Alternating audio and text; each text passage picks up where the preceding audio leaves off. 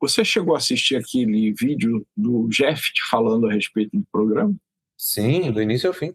Foi Você não assistir tem, na televisão. você não tem ideia da repercussão na internet da fala do cliente, entendeu? Eu queria aproveitar essa oportunidade para acolher, assim, espontaneamente.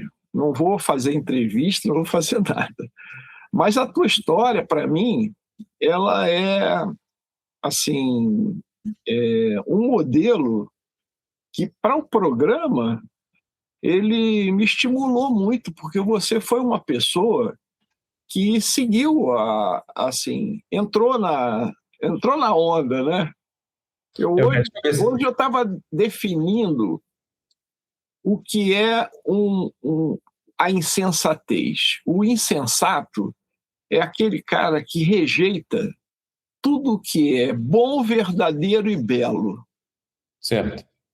E você foi das pessoas que, nesse período, se nós compararmos, não vou falar nome aqui, mas se nós compararmos com outras pessoas que também interagiram conosco naquele primeiro momento, você foi o benchmark, você foi o caso de um jovem que tinha um perfil, não vou falar, se você fala o que você achar que convém, e que, assim, toda a conversa, todo o processo de contato, de reflexão, né? Porque nesse programa Vamos Caminhar Juntos, por exemplo, não tem um roteiro, é a vida. Uhum. E aí a gente vai conversando, o sujeito vai fazendo perguntas e a gente vai respondendo, se sabe, se não sabe, combina para depois tratar do assunto. Mas foi assim com o Jeff. Foi esse processo exatamente. Como foi com você? Natural. E olha que deu, ele está muito feliz, está muito grato. E realmente foi as pessoas dizendo, puxa vida, tão bom, que sorte, né? Você pôde contar com o testemunho. Eu falei, pois é, eu falei para ele, olha, eu vou ser homenageado lá com esse livro, Homens que Transformam, eu não vou poder estar aqui na semana que vem. Ele falou, eu quero ir, Uhum. naturalmente. Então foi muito legal. Então eu queria ouvir de você de que modo que as nossas conversas abriram a sua mente, abriram o seu coração para Deus poder atuar e fazer o que fez com a sua vida, né? Ok. Então a Então, história começa ali por volta de 2016, quando uma amiga me apresentou a você e ao projeto, que era o Escola para a Vida, que eu acho que não estava com esse nome definido. Eu não tenho certeza agora, em 2016. Talvez tivesse um outro nome. E aí eu entro no projeto com o know-how que eu tinha, que era o know-how de edição de vídeo, gravação de vídeo. Só que eu conhecia isso para a criação de conteúdo de entretenimento. E eu não sou o cara de entretenimento. Essa é real. Eu tentei durante muito tempo, mas não era o cara do entretenimento. Então, para mim, foi uma escola gravar e editar vídeo para YouTube. Quando passou ali a gente, na nossa período que eu ia até ao escritório, tá ali na Barra da Tijuca, eu ia com a minha moto. Eu nunca fui um cara que tive muito dinheiro, não tinha muitas possibilidades, né? Aí a gente conversava muito, porque eu tinha esse alinhamento que era um alinhamento à esquerda, mais relativista, né? Eu nunca fui um cara, digamos, chato ou alguém que era de poucos amigos, solitário, super egocêntrico, não era esse cara. Mas eu tinha uma personalidade um pouco mais, assim, menos capaz de resistir a cansaço mental, e eu também relativizava muita coisa. E nas nossas conversas, o que foi apresentado inicialmente foi um plano de negócio, que era possível ganhar por porcentagem, né, de resultado, e ao mesmo tempo uma espécie de propósito, né, essa questão da educação. Mas com o passar do tempo, era possível que a gente conversasse muitos assuntos. esses assuntos eles esbarravam, claro, em Deus, em Jesus Cristo, que era, como você sempre disse, né? Você como é que é? Veritocêntrico. Ah, eu esqueci o nome qual que era que você dava. Cosmovisão. É, uma cosmovisão, isso. Cosmovisão cristocêntrica. Eu acho que é essa a palavra. Isso. É, né? E aí que é tudo em volta de Cristo, de Deus ali e tal. É, Deus no meio, Deus no centro, né? A própria palavra diz. E para mim era um pouco complicado misturar essas duas coisas, aliás, Deus e todas as outras coisas, porque eu não convivia com as pessoas que tinham essa cosmovisão. Então, foi sendo um Tinha que trabalho. idade naquele momento? Foi? Ah, tá, a idade? Eu acho que uns 27 ou 28 anos. É o que me lembro, você tinha uma empresa de. De edição de vídeo. Não, mas antes disso, eu não sei se paralelamente, você tinha um provedor de internet lá no bairro, uma loja que você alugava lá espaço para sentar no computador e o camarada usava. Tá. Sim, você está falando de Lan House. Isso. Isso, tinha Lan House. Eu Era me, Lan eu House. me lembro que você tinha Lan House e você, assim, estava querendo exatamente partir para Onomovies, tinha até nome, né? O seu projeto, né? Sobrenome honorato. E eu não sei se eu cheguei a ter CNPJ, eu acho que não, acho que não tive CNPJ. Mas eu me lembro que você era solteiro, Tá? como a maioria dos jovens, assim, com uma visão de mundo progressista. Isso. Me lembro de uma colega sua, não me lembro o nome dela, não importa a gente falar o nome dela também, mas me lembro que ela, um comentário que eu fiz, ela ficou muito brava Tá, eu comigo. sei quem é. Eu sei quem é. Hoje em dia a gente se afastou pelas questões de valores, né? É difícil manter É, um. e você tinha a vontade, né, de alavancar-se, né? Porque realmente Com o passar do tempo. no local que você morava e a condição que você estava vivendo naquele momento, ela não era satisfatória para você. Você queria Não, sair daquela situação e você queria sim. melhorar de vida, né? Durante um Mas, tempo eu mas morei se, com. se hoje fosse comparar com os dias de hoje, o que era a tua remuneração naquela época? Só para a gente ver o salto que aconteceu. Naquela época, você saiu de um status de renda pessoal de quanto, mais ou menos, naquela época? Eu me lembro que, Eu pô, oscilava entre R$ 500 e 500 e 1.000 durante um tempo. eu me lembro que era Teve um uma período que era situação R$ 50. apertada para você. Era uma situação apertada e você queria sair daquilo e tinha consciência de que podia mais. E Sim. eu não duvidei disso. Olha, hoje é muito diferente. Então, assim, o que eu posso te garantir é muito diferente. Eu posso viver confortavelmente, digamos assim, né? Minha esposa e eu. Mas aí eu vou chegar nessa parte da esposa. E aí o que acontece? Ali, eu lembro que a gente conversava muitas e muitas horas, eram trazidos muitos assuntos diferentes. Você repetia chavões que tu mesmo criou, muitas vezes. E A uma dessas repetição, né? vezes. A Pode dizer, repetição e o estilo maiêutico de provocar, né? De fazer isso, pergunta para pode tirar perguntar. de dentro, né? De fazer pergunta. Eu acho que você falou que era aristotélico isso? Era socrático. Socrático, desculpa. Então, a gente conversava muito e essas conversas, elas aos poucos iam fazendo morada ali, né, na minha mente. Mas foi apenas quando meu amigo, né, o PH e a Andy, eles saíram do Rio de Janeiro e descobriram uma nova cidade aqui em Gramado. E eu percebi que eu fui ficando, assim, sem esse apoio deles, que eu acabava me apoiando neles por muita coisa, né? Amizade e tal. E eu morei na casa deles durante um tempo. Mas aí, quando eles vieram para cá, aí eu tive que morar sozinho, tive que tomar uma decisão.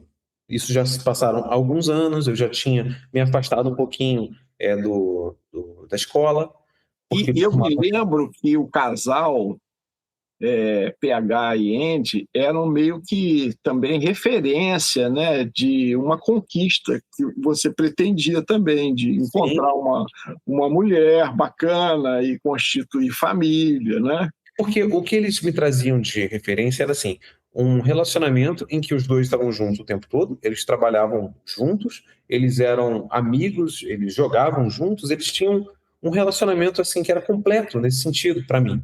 E quando acontecia qualquer tipo de desentendimento, a prioridade era a solução desse desentendimento, independente se tivessem pessoas ou não, e eu não era esse cara. Eu fingia que estava tudo certo, né? Eu não queria ficar com aquele clima ruim porque tem pessoas perto. Então, ele dar prioridade a ela e ela a ele era uma coisa que foi a primeira vez, porque o meu círculo de amizade não era assim. Meu círculo de amizade tinha um orgulho um pouco elevado, né? Então, ver Ou pessoas seja, sendo.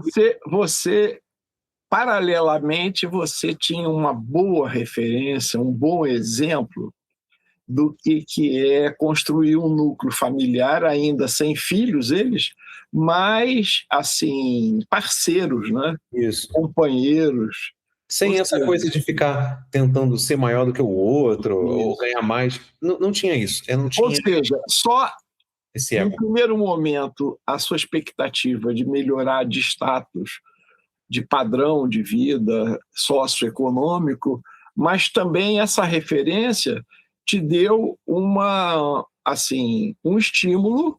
Enfim, Não é só crescer profissionalmente, eu isso. também quero, né? E aí eu Então, lembro. você quando mudou, eu me lembro que é, esse era um projeto teu, né? De, puxa vida, eu vou mudar de vida, não é só de cidade, Sim, né?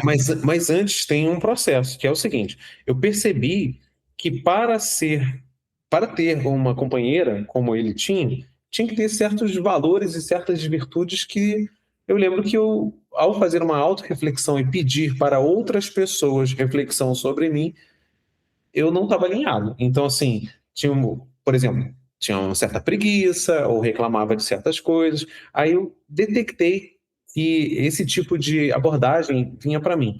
Mas isso é que eu era assim. Só que depois da mudança deles, aí eu tive que me mudar e fui morar sozinho. Comecei Mas, a mas eu trabalhar. me recordo, assim, nas nossas conversas, eu me recordo de comentários do tipo: o dia que você quiser encontrar uma pessoa para você constituir família, você tem que saber onde encontrar essa pessoa, porque a maioria dos jovens eles vivem com a ilusão de que vão encontrar uma boa esposa numa balada. Sim, sim, eu lembro dessa conversa. Eu lembro dessa. Lembra disso? Lembro, lembro. Num grupo de só progressista, mimizento, assim. O problema é que os valores estão errados. Se você quiser alguém para quem confiar, não dá para ser alguém que relativiza a confiança. Não dá para ser alguém que relativiza um dia ser uma coisa e outra coisa. Porque E a está seguindo história toda, sentimentos. me lembro de chegar a comentar com você sobre a história do poliamor, né? Que é um negócio que começava Ah, é. lá, lembra disso? Uhum, tinha esquecido desse papo. Tá, então, deixa eu te falar. Com esses estímulos e indo morar sozinho pela primeira vez, foi quando se chocou aquilo que eu queria com aquilo que eu precisava ser. Aí, quando eu fui morar sozinho, então passei a ter um custo maior, né, porque eu morava com eles, e aí eles se mudam, e aí eu perdi a minha referência. Eu não queria voltar a morar com minha mãe, porque eu achava muito errado, eu com 29 ou quase 30 anos, voltar a morar com a minha mãe e ela ter que bancar as coisas. Aí eu tive que tomar uma decisão. Agora eu vou me virar sozinho. E aí, quando eu vou morar sozinho, ali eu tenho que dar um jeito. Eu comecei a peguei um trabalho que durou um mês. Esse trabalho me pagava 4.000, ou foi 4.500, uma coisa assim. Foi o maior dinheiro que eu já tinha recebido na minha vida num mês. Falei, nossa, eu tô rico, né? O meu custo de vida era R$ 1.000, então eu ganhava 4.000 e pouco.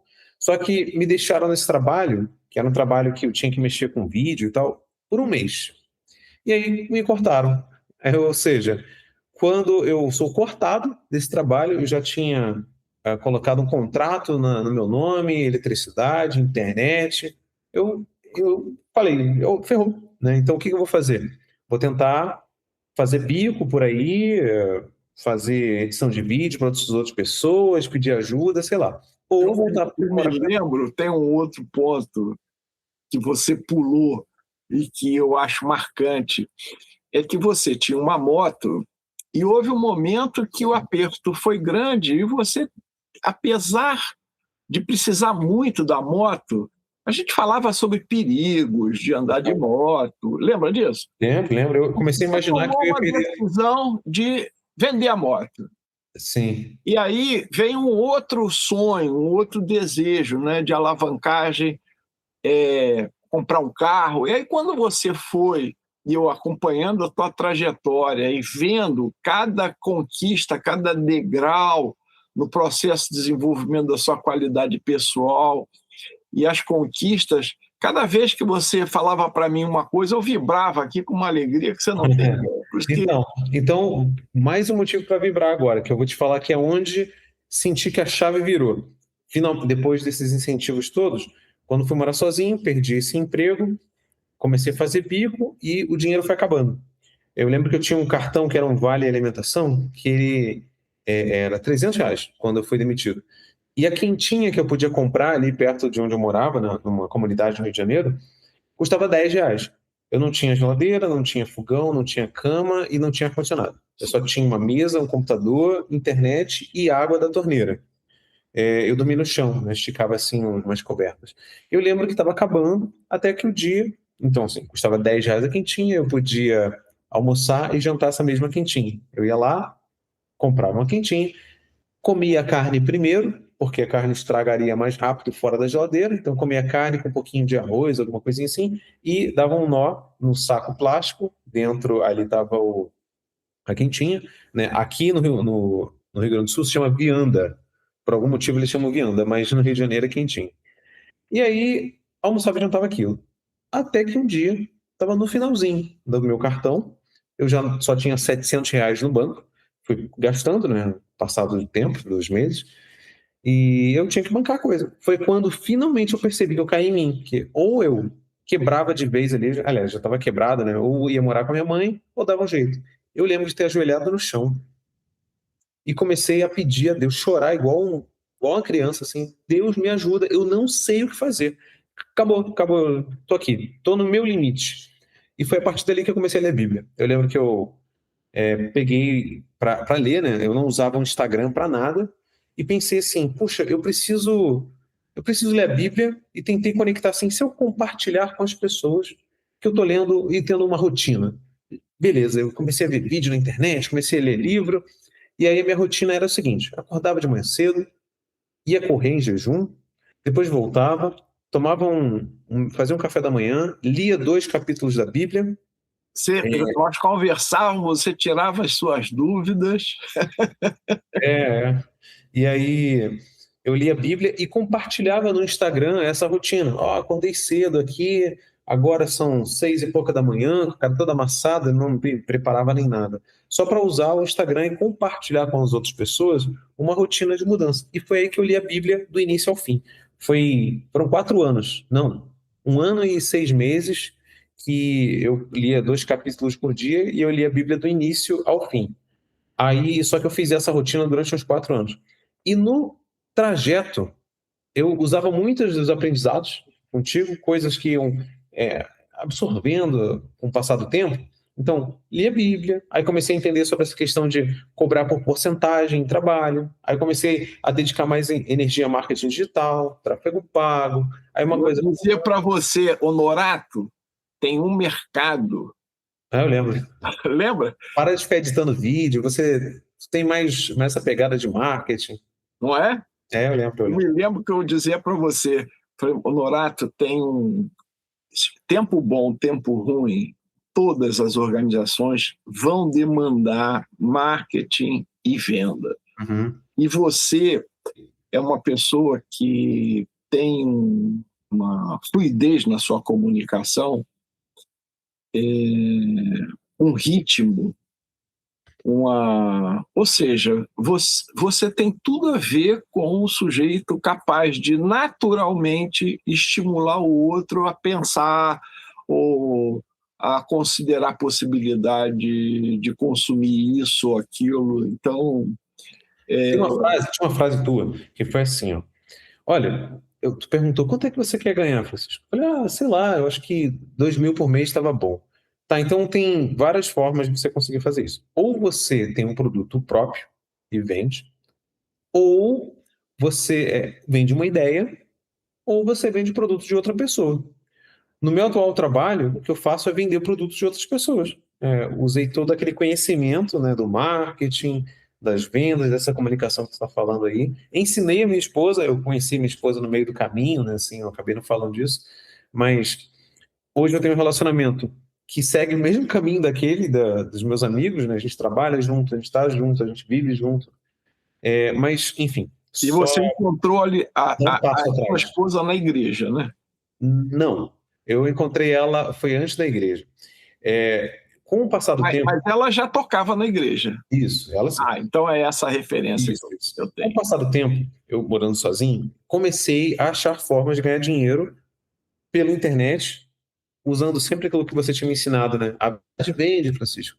Lembra que eu perguntei para você qual é o melhor argumento de venda? Aí você falou, a verdade. Aí eu, legal. Tá, então eu uso isso até hoje como referência. Todos os nossos vídeos a gente sempre está falando a verdade. Se a gente não falou de algum local, eu teria que mentir daquele local, então melhor não falar dele. Então é um caminho. E aí eu comecei a juntar possibilidade de ganhar dinheiro. Aí eu lembro que ainda morando no Rio de Janeiro, teve uma época que eu estava ganhando uns 4.000 por mês. De um pouquinho ali, outro ali, outro ali. Falei, que legal, agora eu consigo pagar aluguel, consigo guardar um dinheiro, consigo fazer algum investimento. E foi quando finalmente eu juntei uns 10.000 reais, percebi que o meu trabalho, eu tinha iniciado, eu abri caminhos que me permitiam estar na internet, e eu pensei assim, puxa vida, eu trabalho na internet, eu ganho dinheiro pela internet, será que eu preciso estar morando aqui nessa favela mesmo? Ou não?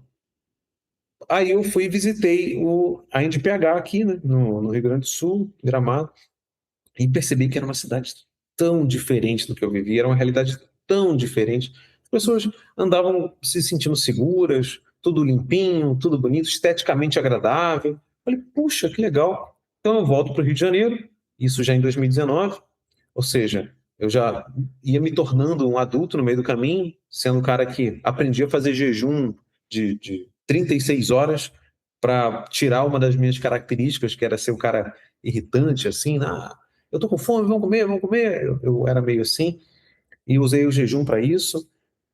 Também usei o que eu aprendi da Bíblia, usei o que eu aprendi contigo sobre vendas, sobre empreender, né, no negócio dos outros. E aí eu juntei o dinheiro, cheguei à conclusão, quer saber, eu vou embora do Rio de Janeiro e eu vou falar com as pessoas que faziam parte do meu círculo social e vou me despedir delas. Você estava nessa época, não sei se você lembra, e foi ali que houve um passo interessante na nossa conversa. Todas as vezes que eu ia para a escola, para a vida, era você que pagava o almoço.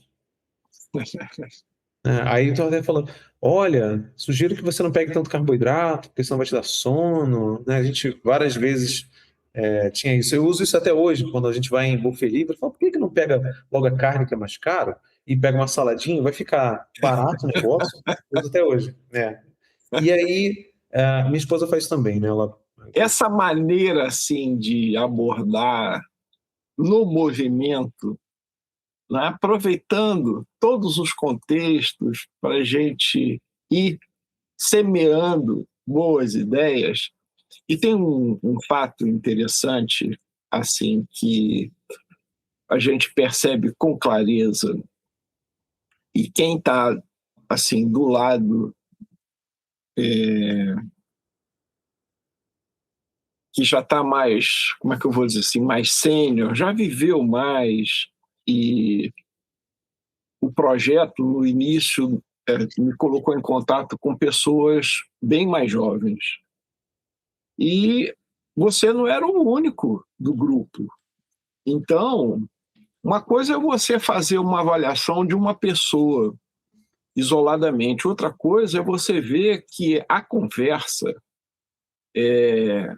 que foi entregue para você foi a mesma entregue para outros. uhum, E é muito triste ver, e aí que eu estava comentando sobre o que é a tolice, o que é a insensatez.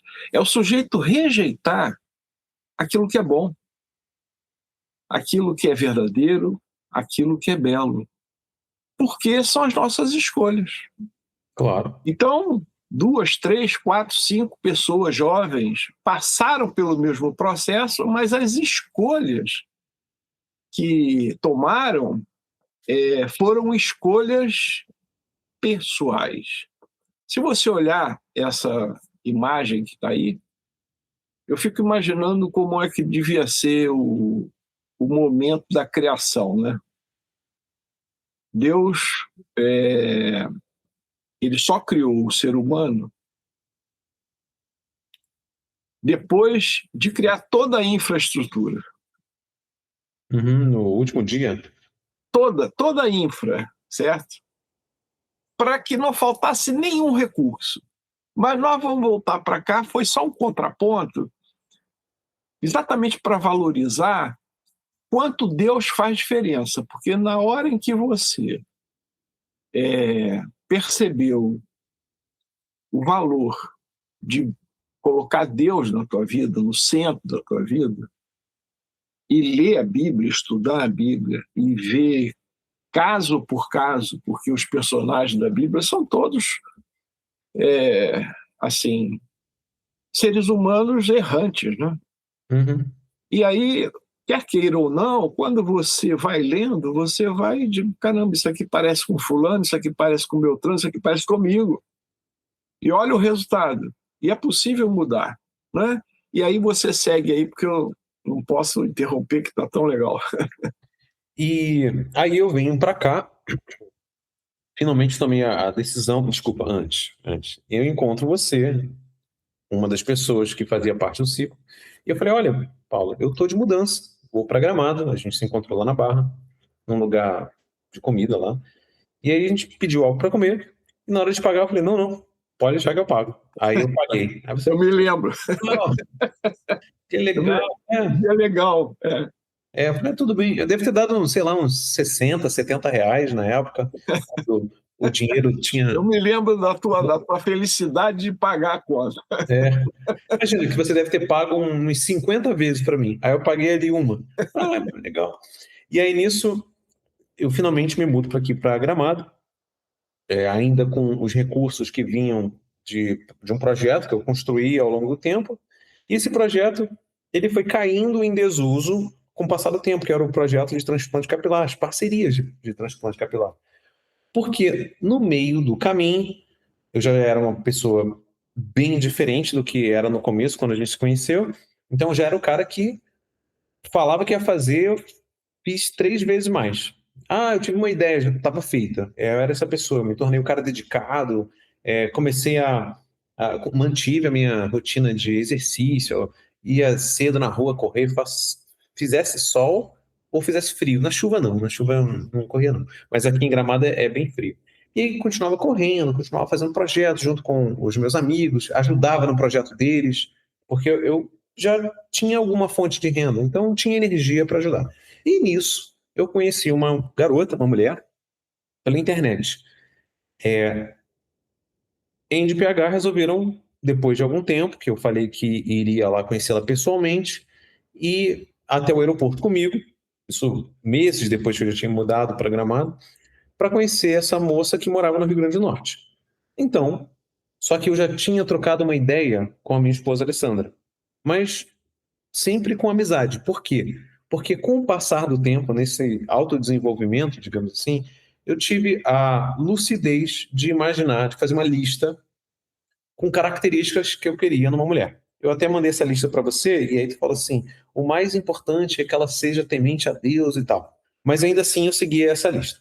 E essa lista envolvia, para ser criada, primeiro pensei assim: o que eu não quero ter numa mulher? Ah, eu não quero uma mulher que seja otimista, eu não quero uma mulher que já tenha sido mãe, por outros motivos, né? Porque se eu vou me mudar para Gramado, não faz sentido nenhum eu conhecer uma mulher que a mãe ela não vai se mudar para Gramado comigo. Eu gostaria de uma mulher que me agradasse visualmente. 10 características, que fosse capaz de trabalhar comigo, um monte de coisa. E uma dessas coisas era o seguinte: eu gostaria que ela fosse minha amiga antes de ser minha namorada, porque baseado no que eu aprendi, né, eu via, né, o relacionamento dos meus amigos, eles são amigos, foram amigos e são amigos antes de namorarem. Então tinha um desenvolvimento, um respeito mútuo. E eu falei, tá bom. E por conta disso, quando eu conversei com essa moça do Rio Grande do Norte, é, ainda estava nesse processo de amizade, não estava tentando avançar muita coisa por causa que eu estava respeitando essa uma das 10 regras, que tinha que ser minha amiga antes de ser minha namorada. E aconteceu a mesma coisa com a Alessandra. Aí, voltando, fomos até o aeroporto, cheguei até o aeroporto, achei que estava tudo certo, e na hora de embarcar, a mala que eu estava era grande demais. Então a moça falou: Olha, essa mala vai ter que ser despachada. Falei, poxa, então tudo bem, eu ainda tenho uma hora, ou era 45 minutos, eu vou ali despachar a mala. Quando eu fui despachar a mala, tava super, uma fila enorme, não tinha como ir. Aí eu peguei e desisti, falei pra moça, olha, eu não vou mais e tal, não deu para despachar a mala. Mas eu lembro que quando me perguntaram assim, você despacha a mala. Aí eu pensei, se essa mulher for a mulher da minha vida, eu pego e deixo essa mala aqui no lixo, porque eu gastei R$ 300 nela, chego lá no Rio Grande do Norte, compro um monte de roupa nova, tá tudo certo. Mas não, na hora eu pensei, quer saber, eu vou tentar despachar a mala. Isso era uma autossabotagem. Eu, na verdade, não queria ir na viagem, era isso. E aí, quando eu desisti, mandei uma mensagem para os meus amigos, e eles falaram, olha, a gente está aqui do lado de fora. Eu falei, vocês estão aí há mais de uma hora. Aí a gente foi dar uma volta aqui na cidade, achou que talvez você não pegasse o avião, a gente foi. Tá bom, ok. Então, obrigado por me esperar. Vamos voltar para Gramado. Aí, voltando para Gramado, o PH falou assim: Cara, é aquela menina, aquela tal de Alessandra, que tu trocou uma ideia e falou pra gente aí que tinha conhecido ela na internet. Sei lá. Ele, manda mensagem para ela. Isso voltando, né, entre Porto Alegre e para Gramado.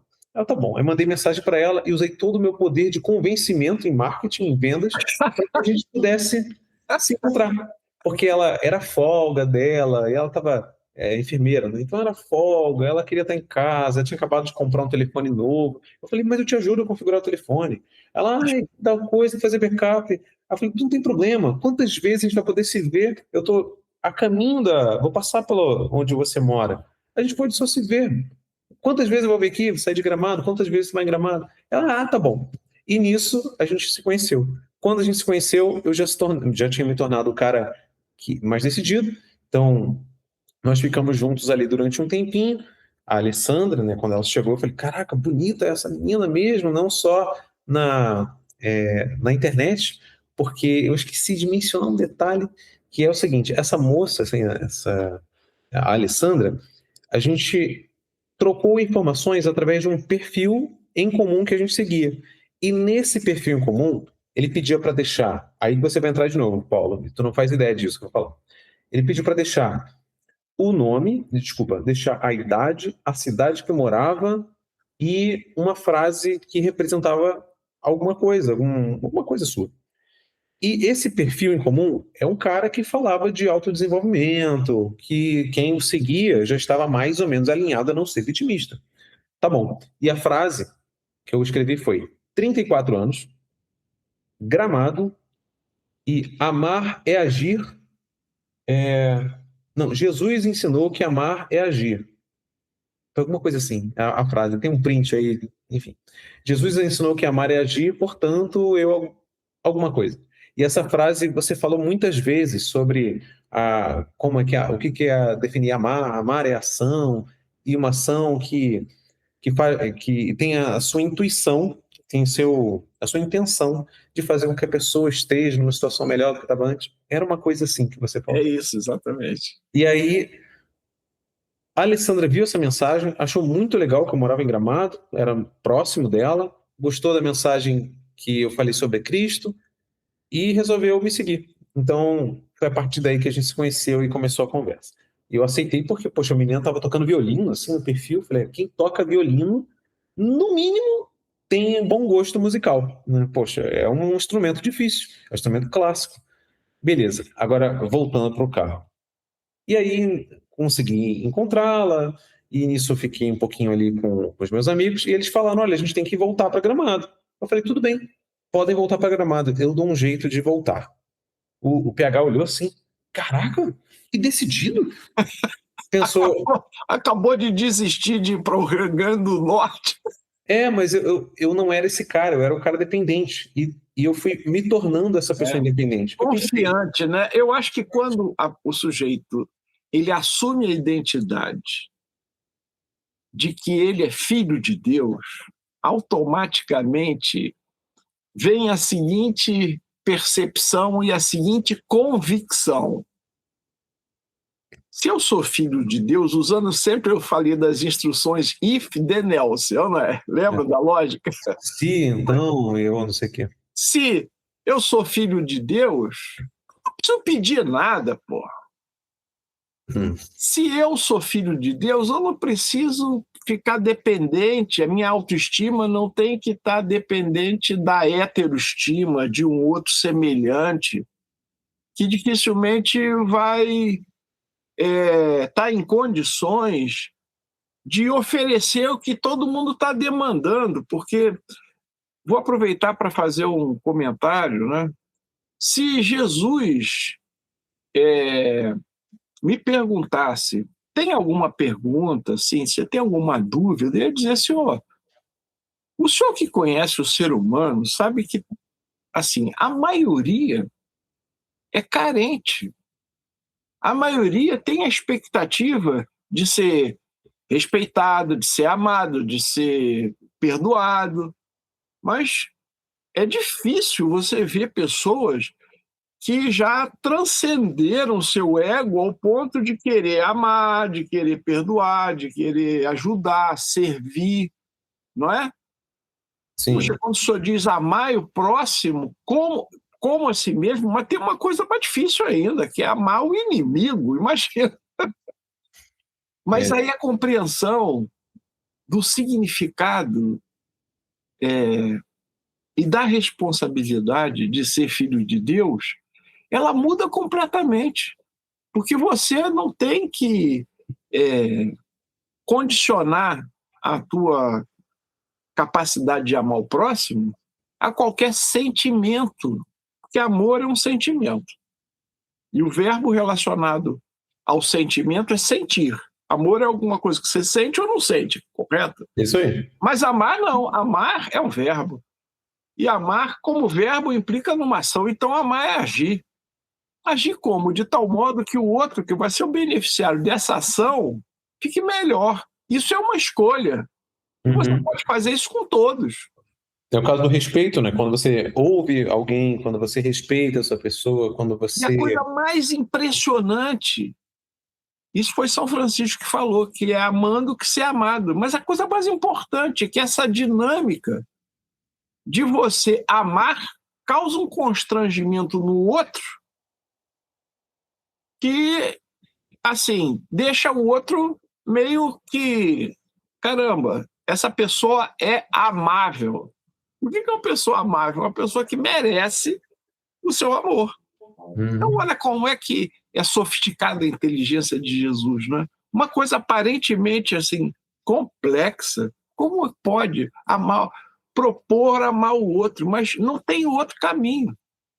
E à medida em que você vai amando e sendo amado, você vai ver o tamanho do amor de Deus na sua vida. Então, isso aí resulta, em última análise, nessa autoconfiança.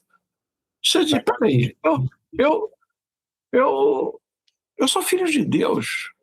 E você vê como é que isso muda. As pessoas vão nas igrejas para agradecer, ao invés de pedir, olha só como é que muda. Para ajudar, para servir, do que ficar assim, contando com alguma coisa. E é um sistema que está muito equivocado, né? Então, realmente, eu acho que uma das coisas que a escola para a vida se propõe a fazer é exatamente assim, desembaçar, porque está muito embaçado. Tem um nevoeiro aí, soprar e mostrar que é mais simples e mais fácil, né? Rapaz, você não sabe como é que eu estou vibrando aqui de alegria, mas fala, obrigado. Tem mais, tem mais.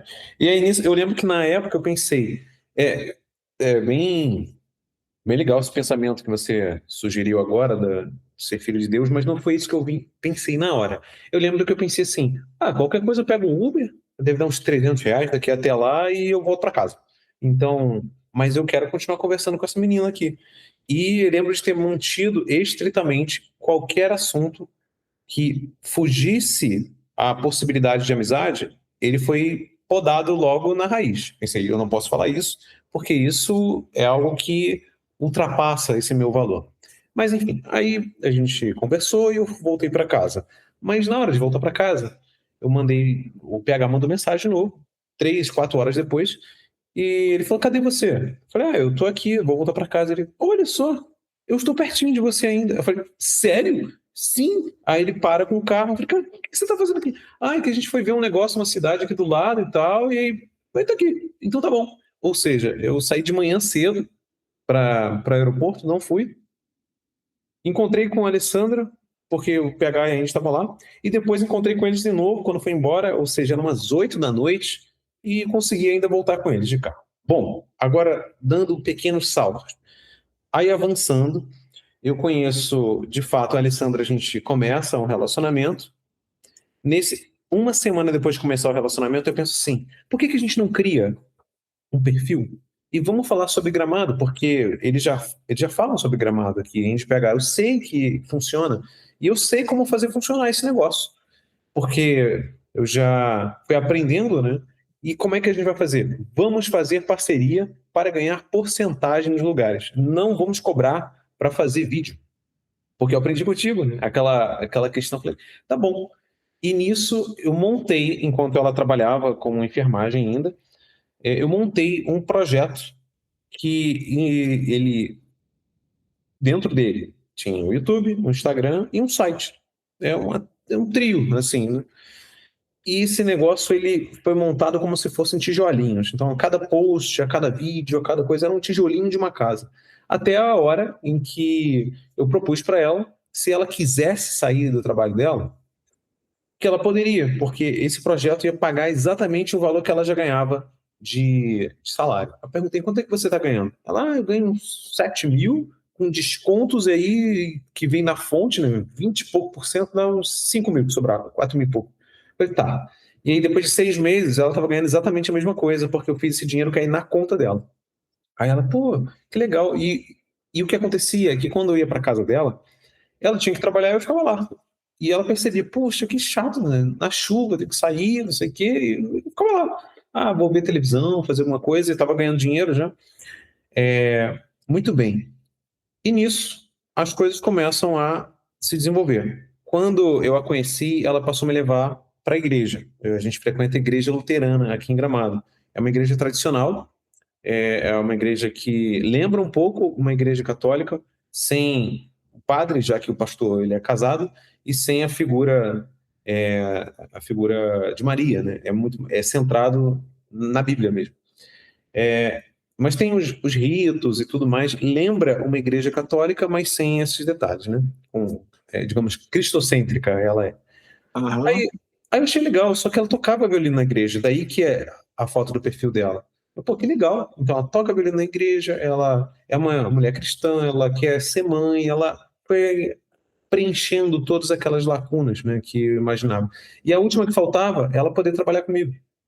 Aí ela chega à conclusão que tinha que sair do trabalho.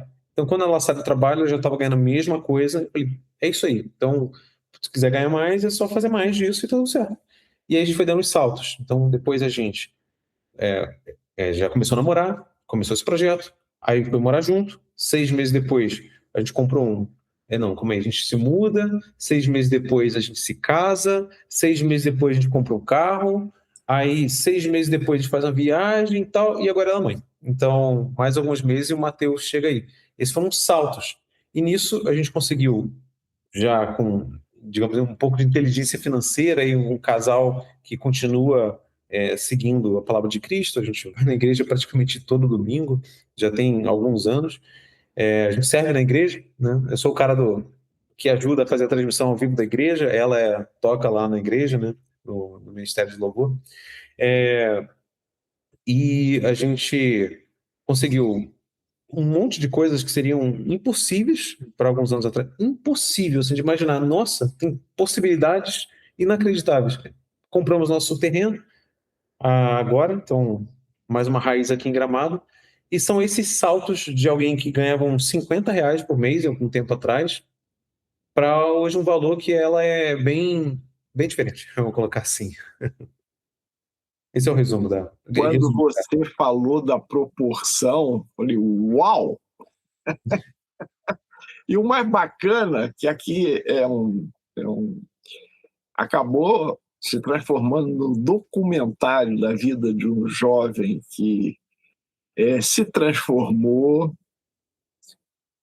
e você me sensibilizou muito quando você perguntou: olha, se você precisar de qualquer coisa que demande investimento para alavancagem agora dos livros, desse negócio, pode contar comigo que o dinheiro agora está sobrando. Eu falei, nossa, Alguma grana tem, né? que maravilha. Então, vamos aproveitar para agradecer a Deus, porque é a obra dele, né? Com certeza. É o único que cabe ser exaltado. Eu fico muito feliz de ter podido ajudar, servir. E você vê, o mesmo que serviu para o Honorato, não serviu para os outros colegas da época seus, que estavam ali, que transitavam exatamente por conta. Eu acredito, tá? Que primeiro cada um tem o seu momento de transformação, de virada, né? Ponto de mutação.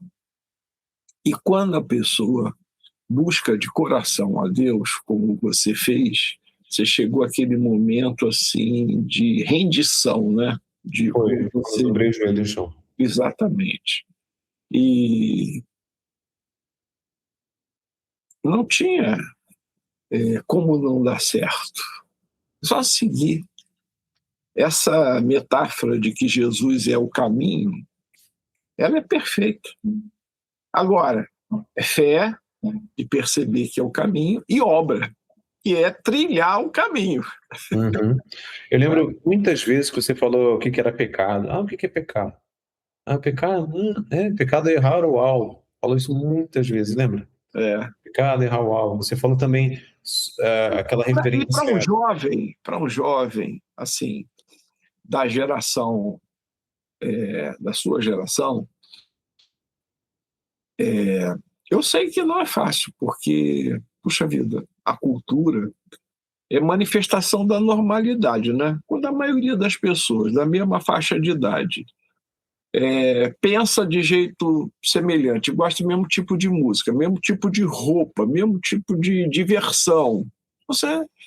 E se você sai dessa cultura, você é expurgado do grupo, né? E às vezes o sujeito até ele pode perceber o que a gente chama de dissonância cognitiva, porque Deus diz que gravou na mente e no coração de todos o conceito de certo e errado. Está no DNA. Mas quando você está no grupo, tem pessoas que percebem, por isso aqui não está legal, mas tem outros que passa batido. O sujeito adere e entra num ciclo que é difícil de sair, não é? O médico ele tem esse privilégio de conviver com pessoas das mais diferentes idades, das mais diferentes classes socioeconômicas, das diferentes assim níveis de formação, de educação, de assim prática religiosa.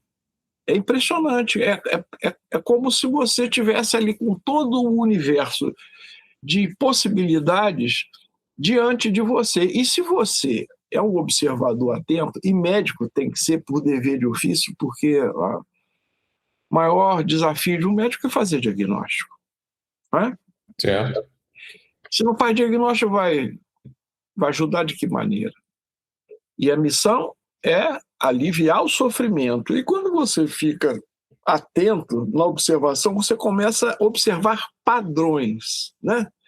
Ifidenielse. Se o cara escolhe isso, o que acontece? Se esse aqui escolhe aquilo, o que acontece? Estou dizendo isso porque até os 50 anos de idade, eu não tinha lido a Bíblia. Eu lembro, tu falou que você converteu depois de 50.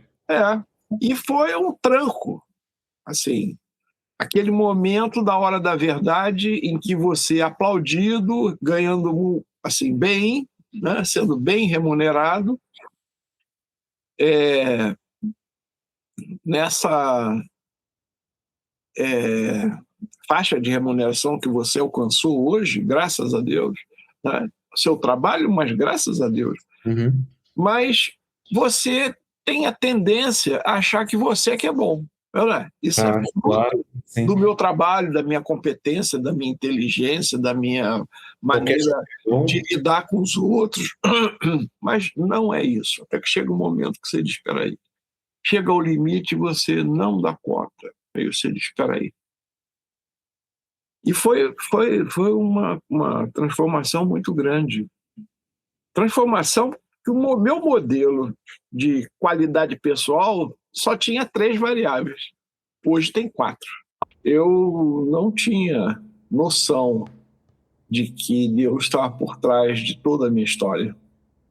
Só depois é que eu vi que quantos milagres ele já tinha feito. É impressionante. E se eu for contar a quantidade de milagres, e você, com certeza, vai contabilizar muitos milagres ainda. Imaginar que você hoje comprou um terreno, está começando a construir uma casa. Ainda não chegou a parte da construção, mas você já está no projeto, que você disse que já está pensando. Sim, e tal. Poxa, mas quando você compra um terreno, é muito mais fácil de você construir nele, né, do que você quando não tem terreno. Então, tá mais fácil. Mas você, quando comprou o terreno, você não comprou como uma poupança, você já idealizou a sua casa lá. Sim, sim. E tudo começa assim, né? Eu me lembro que eu até falei para você, olha, a hora que você for começar a botar no papel, fala comigo que eu tenho umas ideias, umas coisas interessantes. Eu construí 4 casas, né? Então tenho uma experiência. Você sabe que eu estou desenvolvendo um sistema de avaliação de qualidade pessoal. Porque tem tempo esse sistema, ele não está ainda em linguagem computacional. Ele antes precisa estar configurado, né? O algoritmo tem que estar configurado no papel. Mas é meu plano colocar isso online, porque para o desenvolvimento da qualidade pessoal, o ideal é que a pessoa tenha um momento zero em que ele faz uma avaliação inicial e depois ele faz avaliações periódicas e ele pode, ao longo do processo, ir simulando o que é a tendência de acontecer na medida em que ele vai fazendo isso ou aquilo, né? Deus nos deu a vida, mas nos deu, assim, a coparticipação nesse processo do nosso desenvolvimento como ser humano, né? E é uma pena, mas é um ciclo vicioso, né? Pais que não conhecem a vontade de Deus, não conhecem as diretrizes de educação, põem no mundo filhos. Sim. Esses filhos serão professores, serão juízes e serão presidente da República. O nosso aqui, por exemplo, não vai ser criado com educação positiva, né? Então faz essa tal de educação crítica, né, que só destrói a cabeça das pessoas. Então,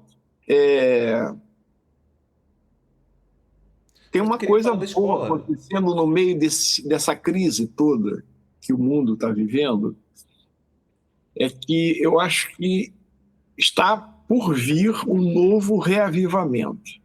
Porque a quantidade de pessoas que está entrando em crise pessoal brava e está descobrindo que sem Deus não tem como, sem amor não tem como, eu acho que isso daí vai ser a hora do vai ou racha, sabe? Me preocupa porque está previsto, né? Terminar a última chance.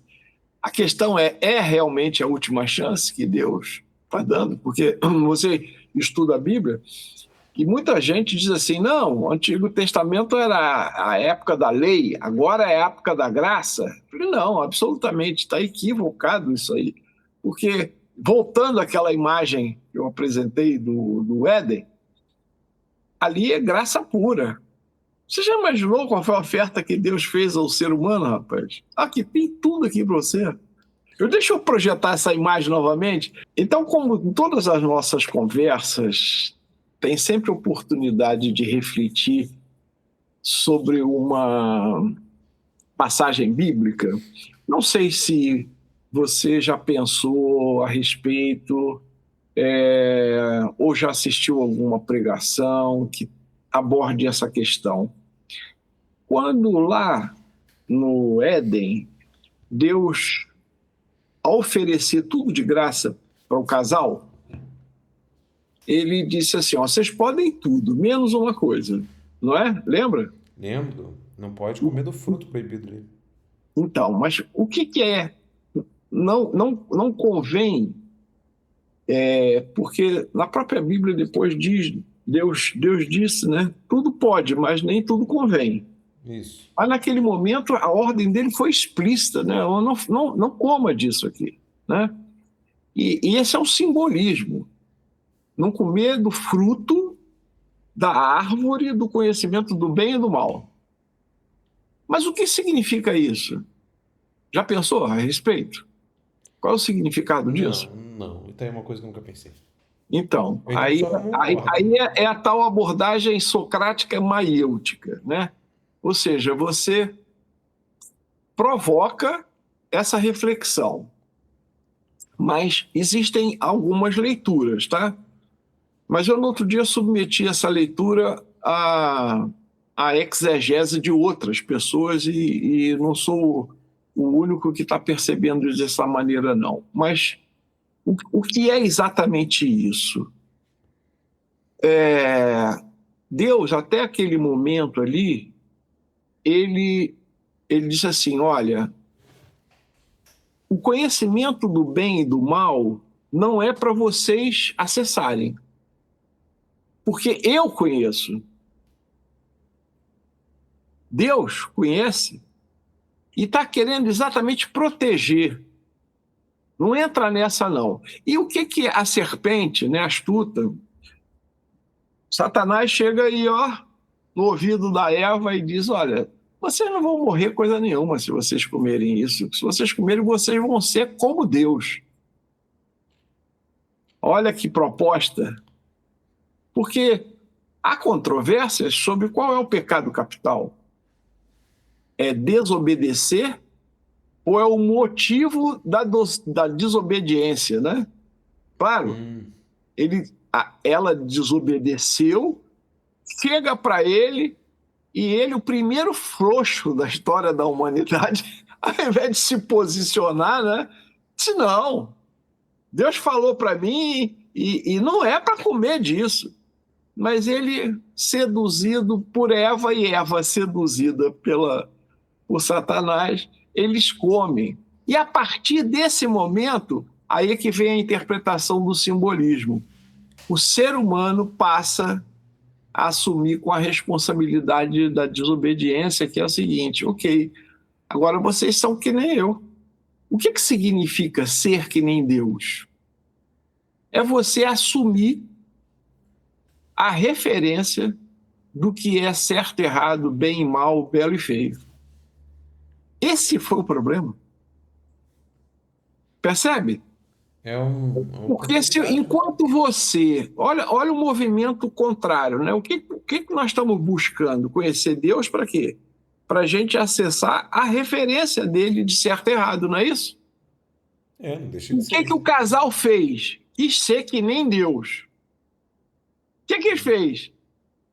Ele teve que assumir com a responsabilidade.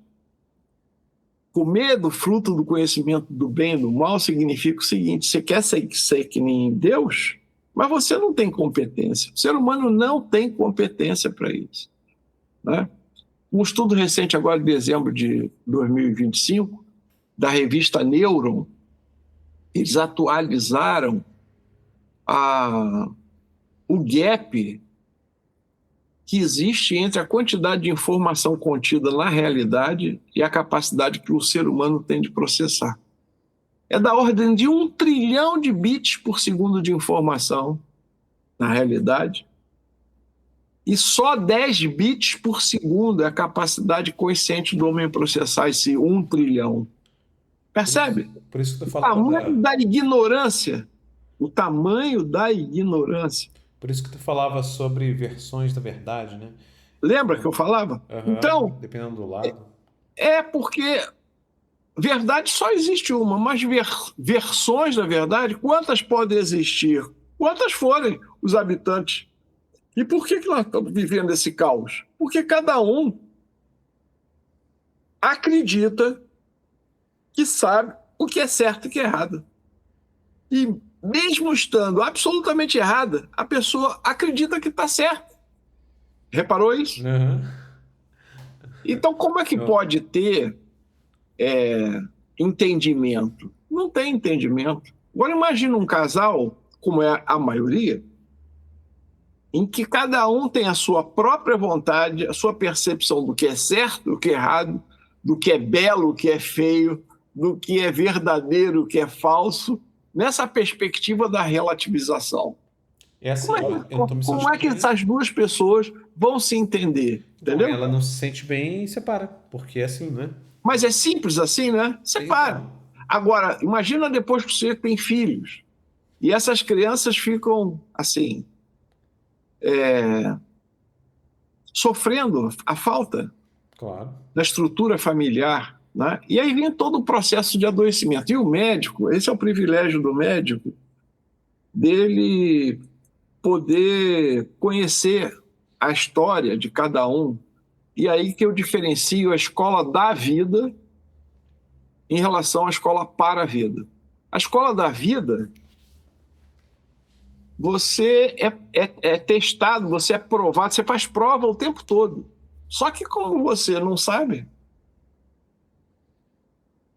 lidar com aquilo, por conta da sua percepção limitada, da sua ignorância abissal, a tendência maior é você errar.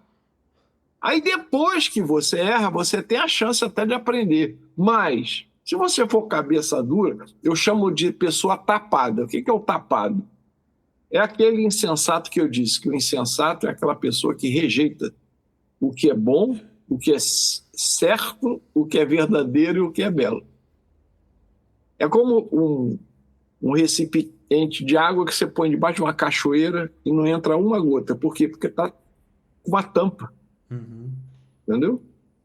Isso Eu por me algum lembro de eu motivo. ter usado essa expressão para aquela mocinha. Eu falei, essa moça é tapada, não adianta, você conversa e não entra nada na cabeça dela. Por algum motivo me lembrou agora o pessoal do Randandan, já ia falar? O pessoal do Randandan.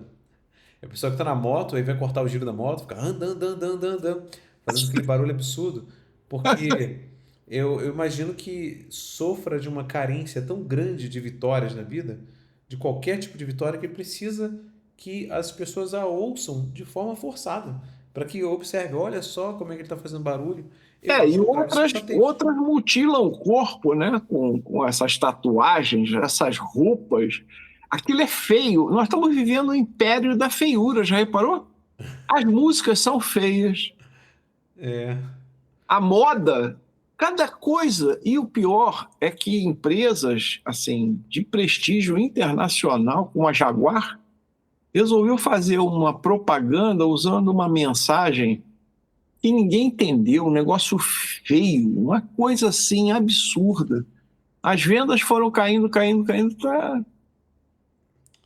Então, todas essas manifestações de erro e de sofrimento e de perdas, elas acabam resultando naquela constatação de que, puxa vida, sozinho eu não dou conta. É aí que você se aproxima de Deus.